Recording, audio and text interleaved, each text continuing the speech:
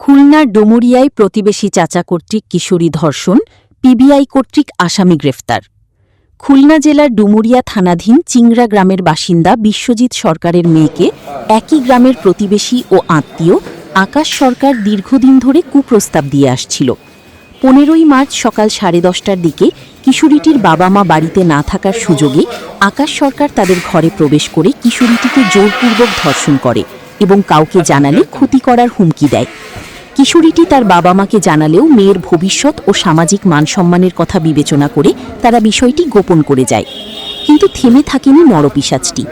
20 April তারিখে পুনরায় তার বাবা মার অনুপস্থিতিতে আকাশ কিশোরীটির ঘরে প্রবেশ করে এবং তাকে শ্লীলতাহানি ও ধর্ষণের চেষ্টা করে। এই ঘটনায় ভিকটিমের মা ইতিকা সরকার পুলিশ সুপার পিবিআই খুলনা বরাবর লিখিত অভিযোগ দায়ের করেন। অভিযোগের প্রেক্ষিতে এসআই গুলশান আরা শিলাকে ছায়া তদন্তের দায়িত্ব প্রদান করা হয় এবং তদন্তে ধর্ষণের ঘটনার প্রাথমিক সত্যতা প্রমাণিত হয়। পরবর্তীতে কিশোরীটির মা ইতিকা সরকার আকাশ সরকারকে আসামি করে ডুমুরিয়া থানায় নারী ও শিশু নির্যাতন দমন আইন 2000 সংশোধিত 2003-এর 9-1 ধারায় মামলা দায়ের করেন।